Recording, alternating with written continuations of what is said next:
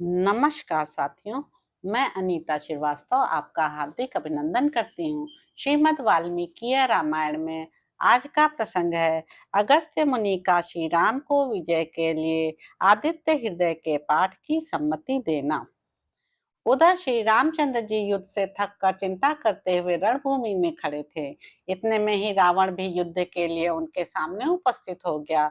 यह देख भगवान अगस्त्य मुनि, जो देवताओं के साथ युद्ध देखने के लिए आए थे, श्री राम के पास जाकर बोले, सबके हृदय में रमण करने वाले महाबाहो राम, यह सनातन गोपनीय स्रोत सुनो। वत्स, इसके जब से तुम युद्ध में अपने समस्त शत्रुओं पर विजय पा जाओगे। इस गोपनीय स्रोत का नाम है आदित्य हृदय। यह परम पवित्र और संपूर्ण शत्रुओं का नाश करने वाला है। इसके जब से सदा विजय की प्राप्ति होती है। यह नित्य अक्षय और परम कल्याणमय स्रोत है। संपूर्ण मंगलों का भी मंगल है।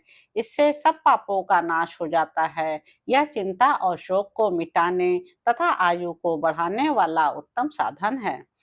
भगवान सूर्य अपनी अनंत किरणों से सुशोभित हैं। ये नित्य उदय होने वाले देवता और असुरों से नमस्कृत विवस्वान नाम से प्रसिद्ध प्रभा का विस्तार करने वाले और संसार के स्वामी हैं।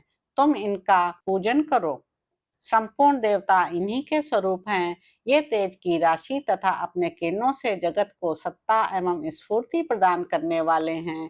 यही अपनी रश्मियों का प्रसार करके देवता और असुरों सहित संपूर्ण लोकों का पालन करते हैं।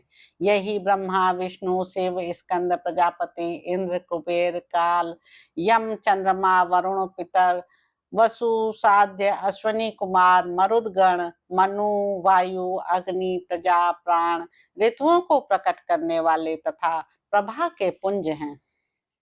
इन्हीं के नाम है आदित्य, सविता, सूर्य, खग, पूषा, गभस्तिमान, सुवर्ण सदृश, भानु, हिरण्यरेता, दिवाकर, हरिदश्व, सहस्त्रार्ची, सप्तशती, मरीचिमान, तिम्रोमथन, शंभु, त्वष्टा, मार्तंडक, अंशुमान, हिरण्यगर्भ, शिशिर, तपन, अहस्कर, रवि, अग्निगर्भ, अदितिपुत्र, शंख, शिशिरनाशन, व्योमनाथ, तमोभेदी, ऋग, यजु और सामवेद के पारगामी, घनवृष्टि, अपाम मित्र, विंध्यवीथि, प्लवंगम, आतपी, मंडली, पिंगल, मृत्यु, सर्वतापन, कवि, विश्व, महातेजस्वी, रक्त, सर्वोद्भव, नक्षत्र, ग्रह और तारों के स्वामी, विश्व भावन,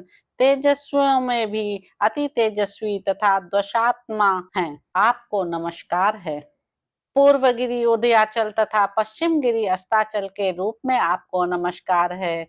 ज्योतिर्गणों के स्वामी तथा दिन के अधिपति आपको नमस्कार है। आप जय स्वरूप तथा विजय और कल्याण के दाता हैं। आपके रथ में हरे रंग के घोड़े जुते रहते हैं। आपको बारंबार नमस्कार है। सहस्त्रों किरणों से सुशोभित भगवान सूर्य, आपको बारंबार नमस्कार है। आप अदिति के पुत्र होने के कारण आदित्य नाम से प्रसिद्ध हैं। आपको नमस्कार है। उग्र, वीर और सारंग सूर्य देव को नमस्कार है।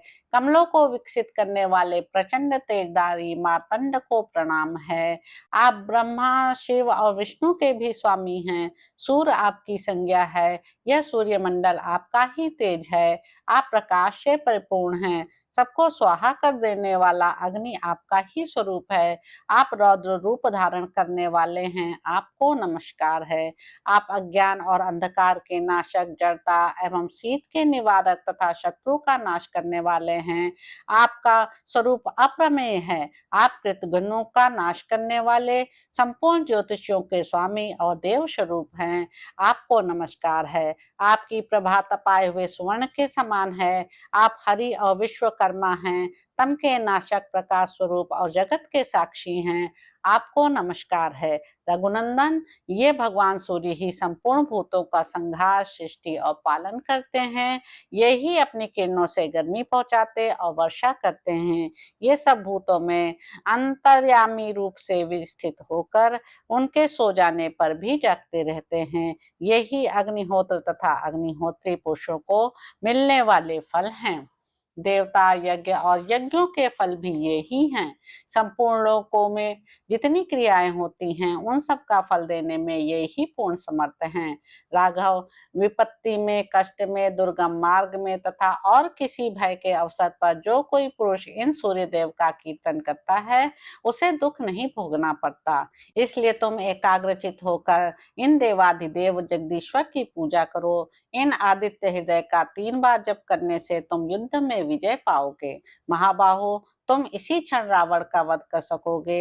यह कहकर अगस्त्य जी जैसे आए थे उसी प्रकार चले गए।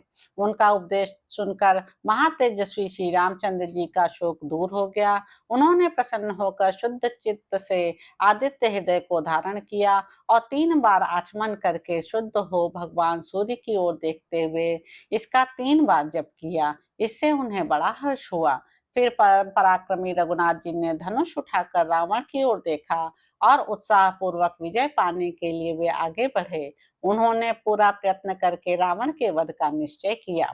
उस समय देवताओं के मध्य में खड़े हुए भगवान सूर्य ने प्रसन्न होकर श्री रामचंद्र जी की ओर देखा और निशाचर राज रावण के विनाश का समय निकट जानकर हर्ष पूर्वक कहा, रघुनंदन अब जल्दी करो। तो इस प्रकार साथियों युद्ध कांड में निहित 105वां सर्ग यहाँ पर समाप्त होता है। इसके अगले अंक में आप जानेंगे कि रावण के रथ को देखकर श्री राम का मातली को सावधान करना, रावण की पराजय के सूचक उत्पातों तथा राम की विजय सूचित करने वाले शुभ शकुनों का वर्णन। तो अब आपसे अगले अंक में मुलाकात होगी।